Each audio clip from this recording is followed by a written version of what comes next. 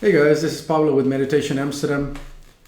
In today's video, I wanted to talk a little bit about this notion of imbibing reality or accepting reality as it is, and how we often miss the real meaning of that instruction because we are listening through the thinking mind, mostly because we have no choice.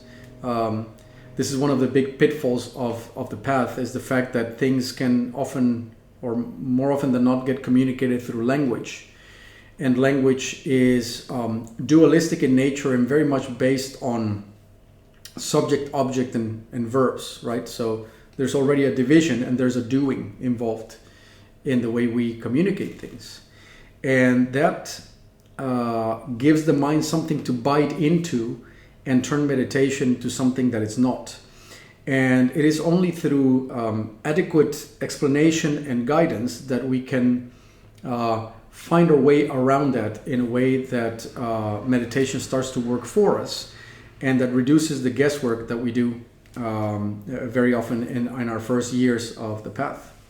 And this arose out of a session that I was facilitating for someone yesterday. And I wanted to touch on some of the elements that I touched on during that session, because it worked particularly well, and both for the person I was working with and also for myself. I thought, okay, I've reached a certain distillation of what this is about. So I've done videos in the past talking about the notion that our thinking mind, or the activity of thought, and parking our attention or dedicating most of our attention towards the activity of thought, it's a kind of disassociation away from perceptual reality. And by perceptual reality, I mean things that are coming in through the senses. So sight, sound, smell, taste, and touch. Or by touch, I mean more really the full gamut of bodily sensations that can be registered. And so this is valid. This is a valid explanation, especially at the beginning, because thought takes up most of our attention most of the time. Most of our waking hours are dedicated to thinking while we are doing other things as well. And so one of the first things that we want to learn then is how to come to realize that we can move our focus of attention in any direction we want. Now that realization is pretty big, it's very useful. It will also be limited because thought will continuously hijack our attention, right? So the practice of meditation, the practice of concentration, or even abiding in any of the senses is a very good practice to teach ourselves to train our attention more and more over time. However, that still suffers from a pitfall. And the pitfall is that it creates a certain inclination or preference towards sensory perception versus thinking, as if thought was not just another sense. And that starts to become a little bit difficult if we advance on the path, or if we've been doing meditation for a while and we hit a plateau.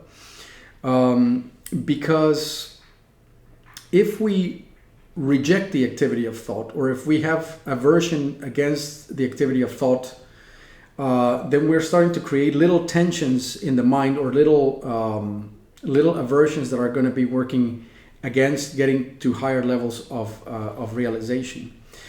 And so what we want to get to is a point in which we realize that anything that is registered in attention can simply be allowed.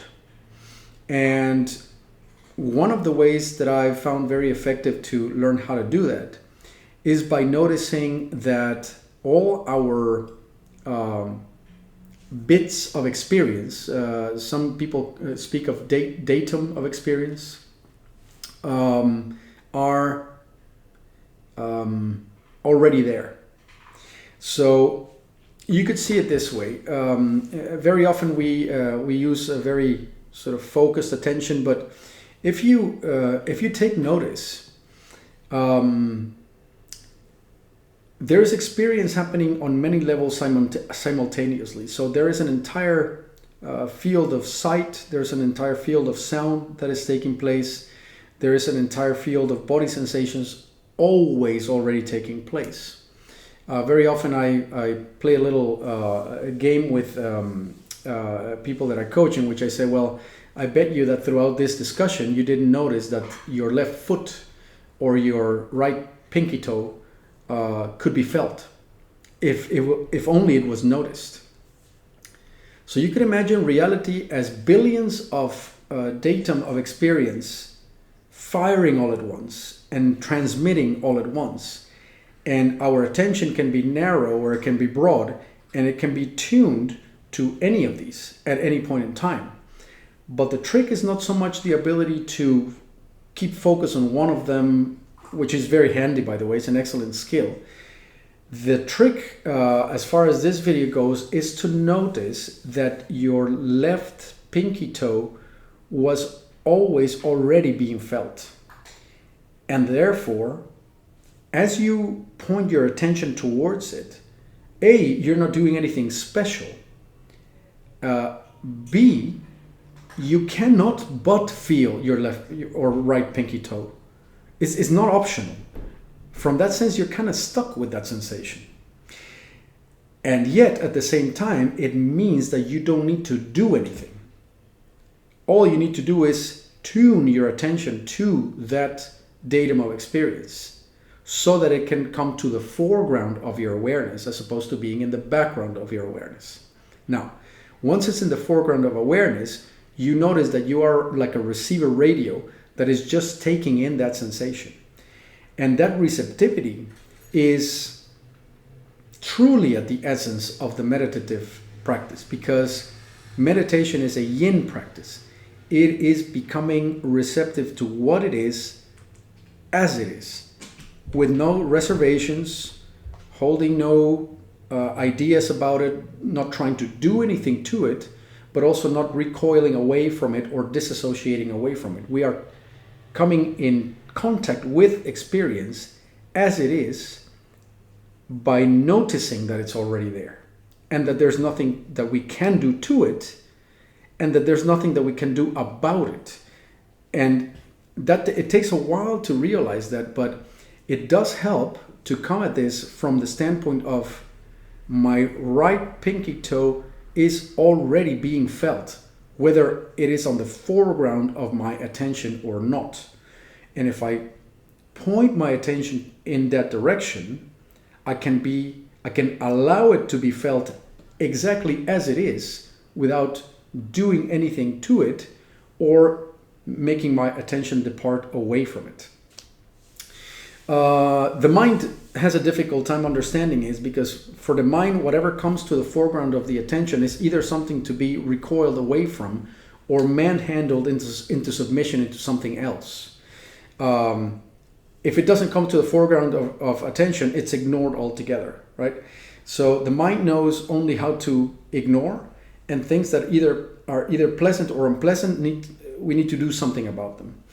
And here we're talking about a very different exercise. Here we're talking about the exercise of noticing that all these sensations and sights and sounds and feelings are all transmitting at once.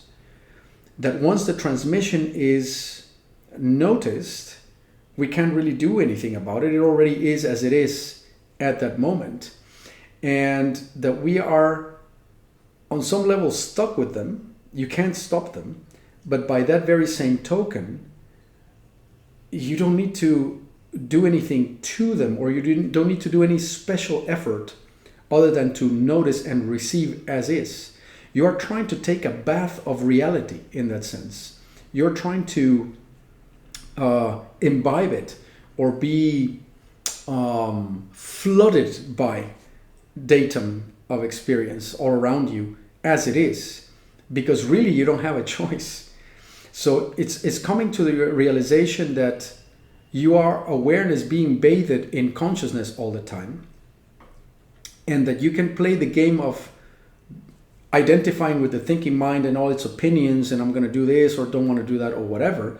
Or you can play the game of realizing that as awareness, you don't have much of a choice, but at the same time, there's nothing to do other than to notice that open choicelessness in which everything is just being received all the time as it is.